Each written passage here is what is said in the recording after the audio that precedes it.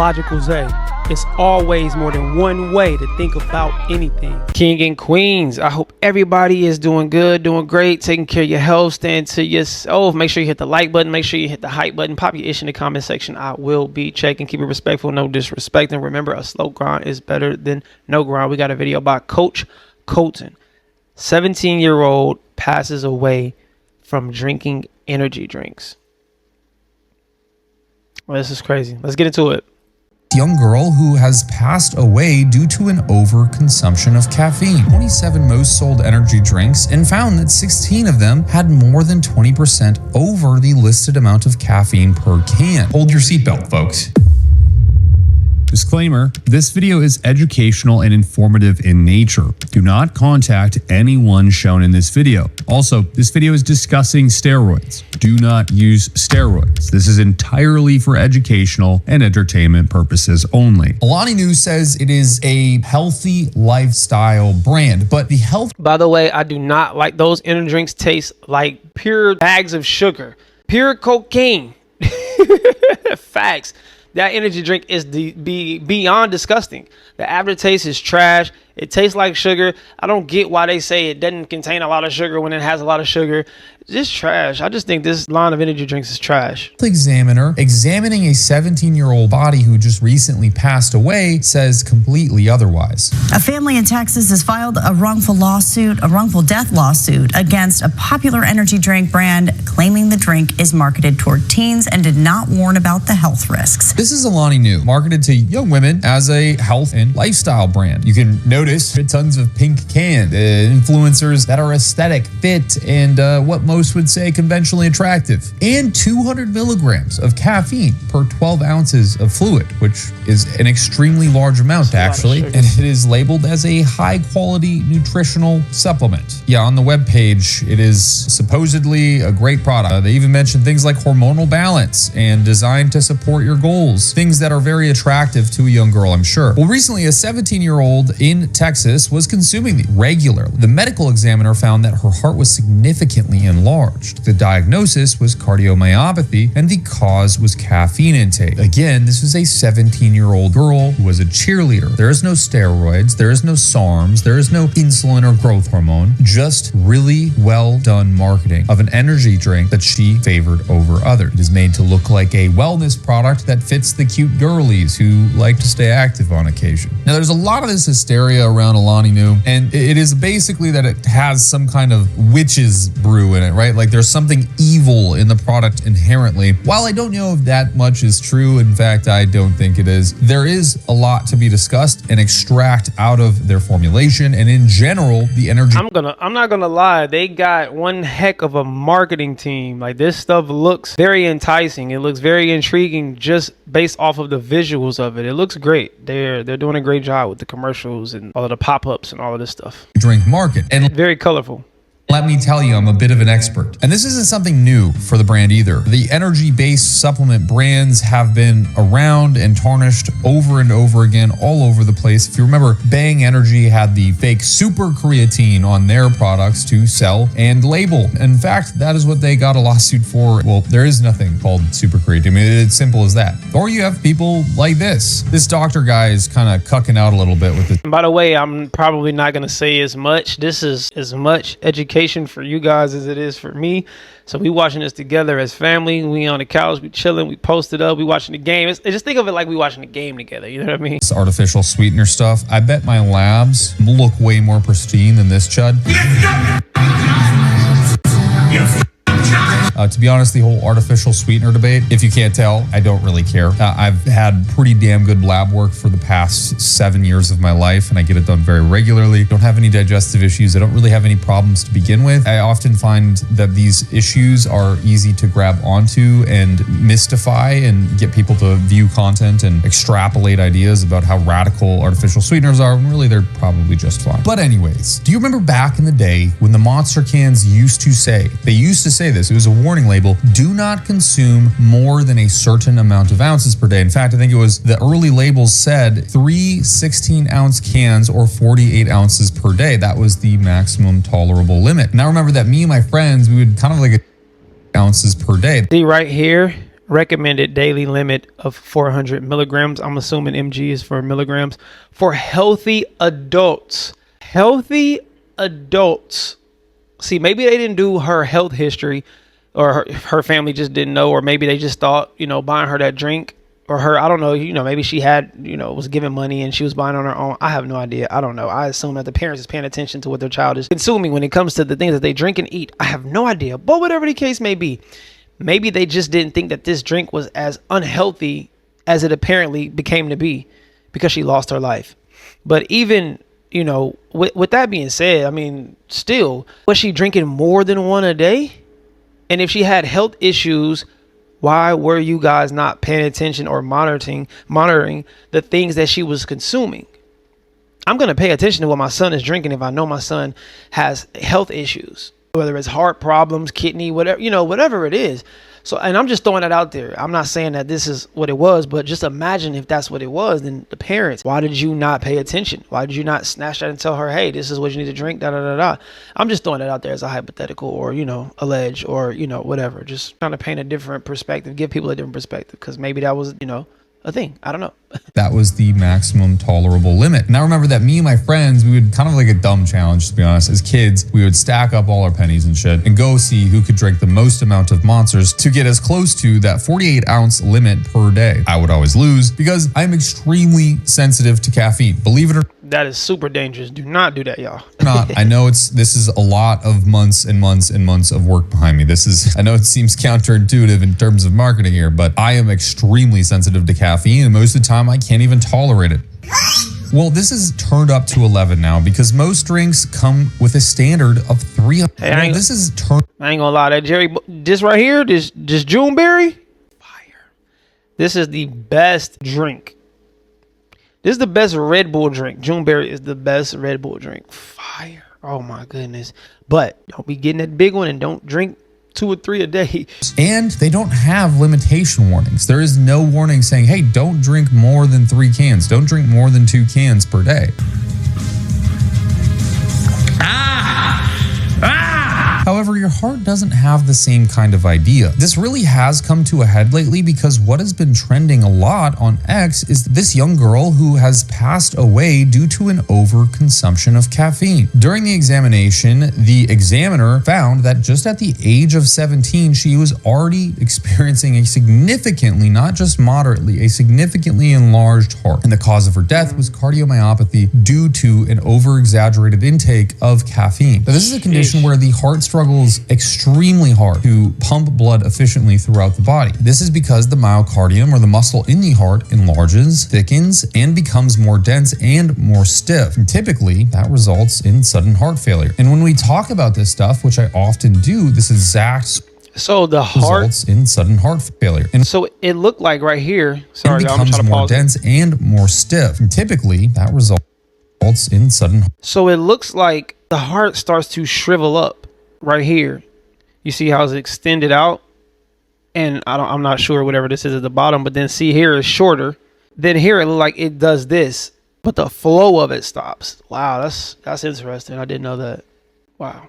Sheesh. Heart failure. And when we talk about this stuff, which I often do, this exact sort of situation, it's referring to bodybuilders who are blasting steroids, who are doing swaths of drugs, stimulants and peptides and all sorts of things. Most people will not associate this with caffeine intake. And of course, this young girl's drink of choice was the good old Alani Nu drink, which has an astonishing 200 milligrams of caffeine contained in a 12-ounce can. But there is something more insidious about this. Per sip, Alani has 65% more caffeine than the competitor drink, which would, let's say, be Monster, the masculine version in this case. And hold your seatbelt, folks. A Consumer Report tested the 27 most sold energy drinks and found that 16 of them had more than 20% over the listed amount of caffeine per can. And it's very common that supplements in general have been mislabeled in the past several years. In fact, the majority are mislabeled. Not even a minority. The majority of tested supplements on market are mislabeled, whether that means underdosed or overdosed or having completely different products within them. And a more recent Consumer Report done showed something. That has to be a lawsuit, though. It's like, how can they do that? Something very similar, except they got numbers that were closer to 16%. And the fact that these two are very varied is also concerning because it shows How can they do it? I know why they do it. They do it to sell more. They do it because they know that we're not going to do it deep. And it's like, how can we actually break that down to see if that's an actual factual thing? We can't. There's no way. So we're only going to go based off of the label that's on it. And we're like, oh, we're getting geek. Oh, yeah, it's 30, 300 minutes. It's 200. It is. It's like, how? Think about that. Even outside of just this, when they say organic this and this drink comes from this, it's like, is it really? This drink was imported by, it's like, was it really? It has this health benefits and this, does it really? Indications that it is a per batch issue, not necessarily a brand issue. So things can vary. Who knows how much? It's volatile.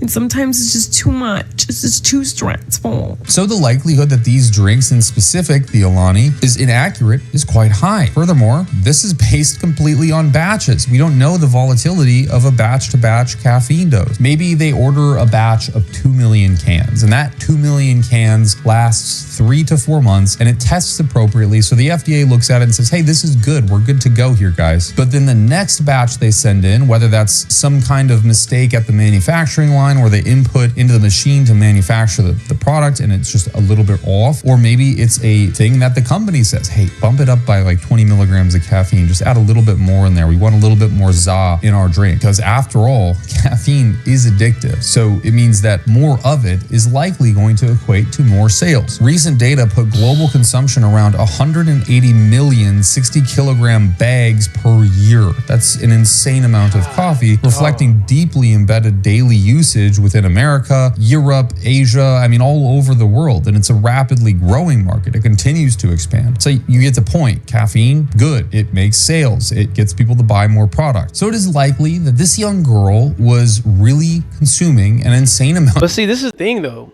At what cost do these people start to care about their product once it takes somebody's life? Because I'm just assuming that their sales are going to go down tremendously. Now, yes, you can say that, you know, her parents should have been paying attention to how much she was drinking. She shouldn't have been drinking 3 or 4. You know, she probably had one, you know, breakfast, lunch, dinner, you never know. But at the same time, too, when do these people stop selling us the poison that they're selling? And of course, I know the answer to that. It's never going to stop. They make too much money off of it. This is going to be something that's swept under the rug. They may, you know, of course, the parents, I'm assuming, I'm just going to say this. They're probably going to sue the company. The company is probably going to pay out, and then they're going to remix and reflip and come out with another flavor. They're going to come out with some other flavor that captures your attention. That's going to, you know, have your taste buds in a frenzy, and it's just going to be nothing. But when do these companies start to say, you know what, let's actually give these people something healthy? And of course, the answer is probably never. But yeah, it sucks, man. But I can only imagine their sales are probably going to go down for a while. Hey, but then again, hey, you never know. Sometimes, I mean, a person losing their life is still, people are still going to buy into it, unfortunately. Nobody's going to boycott this company. You know, of course, we got to wait until things actually come out. I mean, it's so much to it. I don't know how new this is. I'm not sure about the details and all of that, but these people will sell us poison. We will buy it, and we will continue to buy it, whether it's fast food, energy drinks, whatever it is. Of these drinks, because 1, the marketing is really catchy, and 2, it is addicting and awesome. You like the feeling of feeling energetic. Most people do. It is a good feeling to be like dialed in most of the time. And of course, when you're having somebody who's an athlete, she was a cheerleader, and this brand is reputable as sort of like a healthy lifestyle brand, a fitness brand, if you will, it kind of puts 2 and 2 together. Like, this is the perfect kind of girl that they're targeting with their marketing. And here's the thing about caffeine, and I don't think a lot of people actually conceptualize this and understand it. And I know, again, you're looking behind me and saying, what the hell are you talking about, Colton? You're doing this. I know what I'm doing. And I also take countermeasures to accommodate that. But I don't think a lot of people understand or do take those countermeasures. Caffeine, even at small doses, is vasoconstrictive. And I genuinely think that this is something people just don't get. A single dose as low as about 1 to 2 milligrams per kilogram of body weight already produces detectable reductions in cerebral blood flow. A 250 milligram bolus of caffeine is enough to reduce cerebral blood flow by from 25 to 30%. That is a really hard number. Like, that is well documented.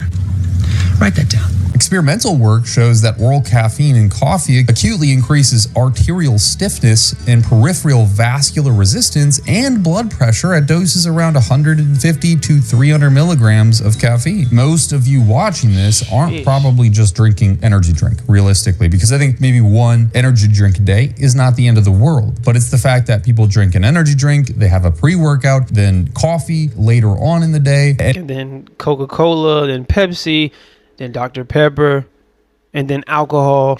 And all of these things compound to get up to like 500 to 800 milligrams of caffeine per day. And you, meanwhile, think it's a better option. You're thinking it makes your workouts better. It makes you more productive. It makes your days better. However, this young girl dying is a part due to what the caffeine intake does to a person, what it does to you. Some of the smart nuggets in our audience here might actually call out something that is included in most energy drinks and is true with Monster as well. Taurine. It's supposed to reduce the outcomes of an exaggerated caffeine intake. Isn't that supposed to stop all of this from happening? Well, no, my friend. No, it is not. Brands have no disclosure to how much taurine is included in their product. It could genuinely be piss all or irrelevant amounts. You need to reach a certain threshold dose to actually get the effects that are often touted with taurine usage. 2, taurine is often labeled as cardioprotective by many studies, generally products, which there is merit to this, just not as much as you'd think. Taurine stabilizes cellular water and ion content without destabilizing the cellular membrane and causing lots of issues with enzymes that are reacting inside of the cell and outside of the cell. Specifically, it helps optimize sodium and calcium in cardiac tissues, which again, you're thinking, well, wouldn't that inhibit the negative outcomes of caffeine? Not necessarily, because the excitation is based around almost an adrenaline-based response, and so you have a cardiac